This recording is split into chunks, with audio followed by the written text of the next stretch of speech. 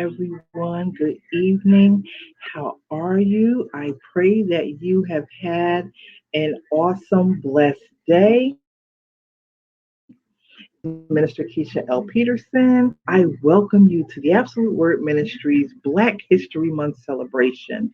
We have been here since February 1st, and we will continue to be with you all the way until February 29th as we continue to celebrate Black History Month. Um, if you were with us yesterday, I'm not sure actually what happened yesterday. I don't know what happened yesterday, but I put the video and it was gone. I don't know what happened.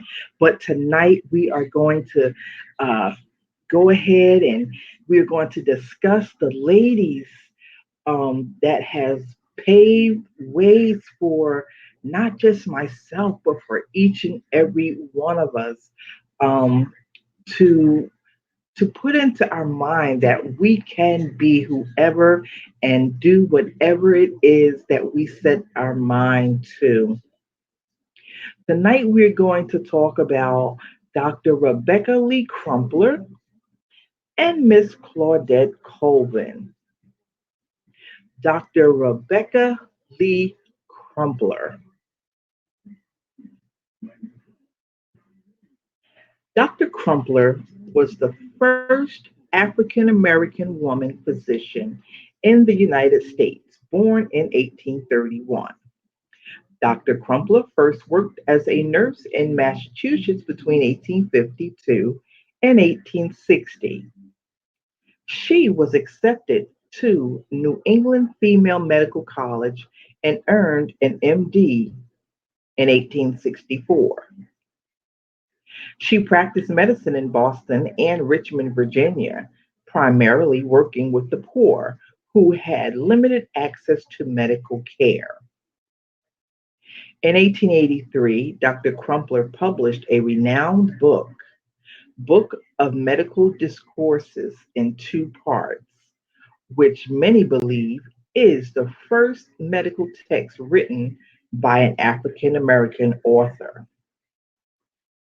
In 1864, Rebecca became the New England Female Medical College's only African American graduate. The school later closed its doors in 1873. A few statistics help put her remarkable achievement in perspective. In 1860, there were only 300 women out of over 54,000 physicians in the United States, and none of them were African American. Some historians have wondered if Rebecca even knew of her status as the first, given that for many decades in the 20th century, that credit was awarded to Dr. Rebecca Cole, an African American woman who received her medical degree from the Women's Medical College of Pennsylvania in 1867. The first historically Black medical school in the US, the Howard University College of Medicine, would not open until 1868. As late as 1920, there were only 65 African American women doctors in the United States. Rebecca Davis Lee Crumpler died on March 9th, 1895, in Hyde Park. This complete article can be found at pbs.org. Her Book of Medical Discourses in two parts, can be purchased through Amazon. Today, we celebrate you, Dr. Rebecca Lee Crumpler, in honor of Black History Month 2020. I tell you, as I read this article, it just, it made me think about how we can do things and not realize that we just might be the first person doing that particular thing. So I encourage each and every one of you, young men, young women, don't put your ideas and your dreams off just because someone may not be in agreement with you. If God puts an idea in your mind, in your heart, and put your hands to work, do that thing. Do it. Don't let the fact that, you know, your best friend doesn't think that you have the ability to accomplish what it is that you have put your mind to do. It is not always meant for people to be in agreement with you, because what I find that drives me, that motivates me, is when I'm told that I can't do it, or when I see that there are people who don't believe that I can do it. You see, it's not all about the people believing that you can do it, it's all about what God has put in you and what He has ordained and destined for you to do. Don't ever forget that. Now we're going to go on and we're going to talk about Miss Claudette Colvin. Miss Claudette Colvin. 9 months before Rosa Parks refused to give up her seat to a white passenger on a bus in Montgomery, Alabama, a then 15-year-old Claudette Colvin did the same thing. On March 2nd, 1955, Colvin was taking the bus home from high school when the driver ordered her to give up her seat. Colvin refused, saying she paid her fare and it was her constitutional right, but was then arrested by two police officers.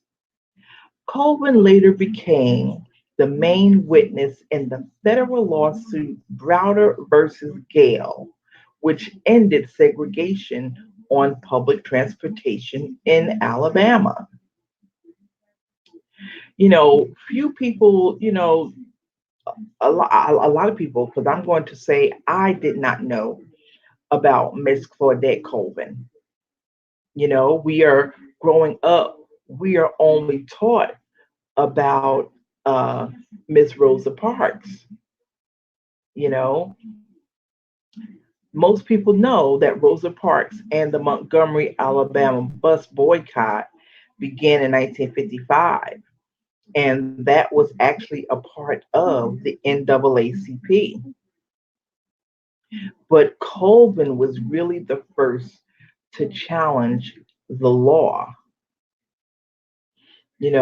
She stood up for, why should I have to get up?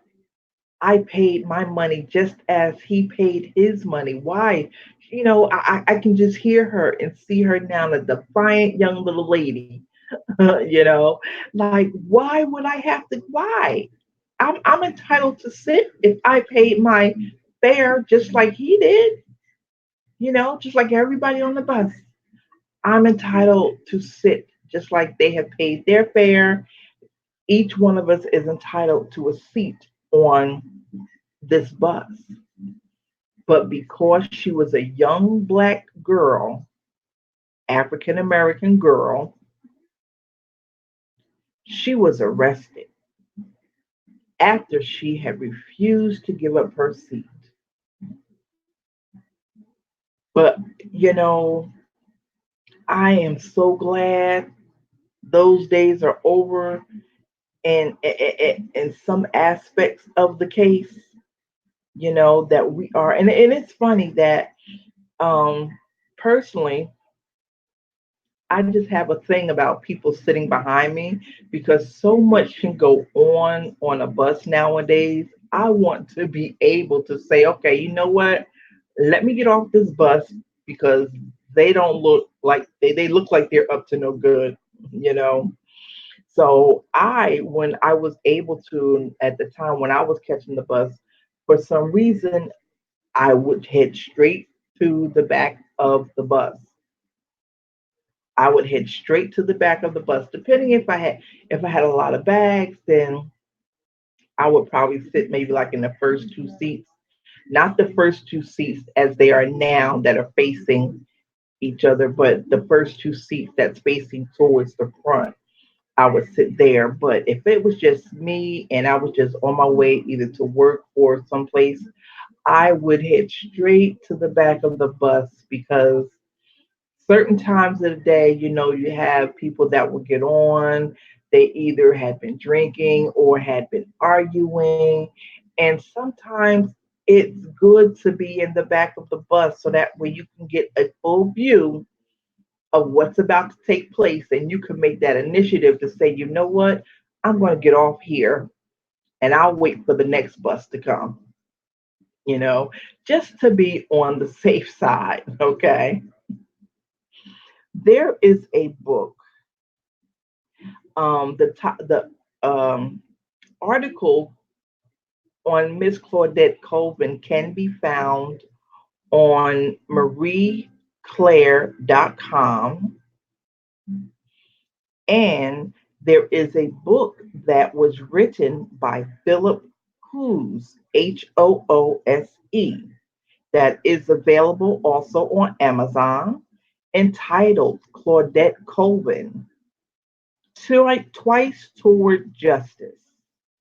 Twice Toward Justice. Today, we celebrate you, Miss Claudette Colvin, in honor of Black History 2020.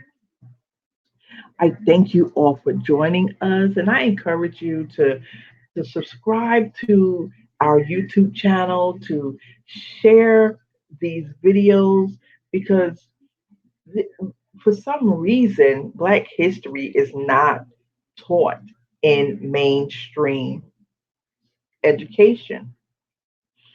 And we are responsible for teaching our children the correct information, the pertinent information towards Black history in regards to Black history, because these are people who paved the way for us to be here, for us to be able to come DJs, for us to be able to come singers, dancers, writers, athletes, musicians, for us to be able to come whatever we put our mind to.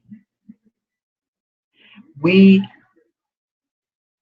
myself personally, I know I'm not a doctor, but if I decided one day that I wanted to go back to school to become a doctor, I could do it. I could do it. No matter who said, girl, you can't do that. You know you are too old to be trying to go to school that long, trying to learn how to become a doctor. Whatever, if God laid it on my heart and God gave me the okay and said, yes, my child, go ahead. I have your back. I have you covered. Go ahead. I don't have to listen to those who are not in agreement with me, because see, everyone, like I said, everyone's not going to be in agreement with you. Everyone's not going to be in agreement with me, and we cannot live our lives according to what other people think. We can't live our lives and live out our destiny according to the thoughts of others, the opinions and thoughts of others. If that's the case, we would never get anything done. So, once again, I thank each and every one of you for joining us tonight. I look forward to chit chatting with you later on tonight. And don't forget to join us tomorrow night as we continue on with Black History Celebration 2020.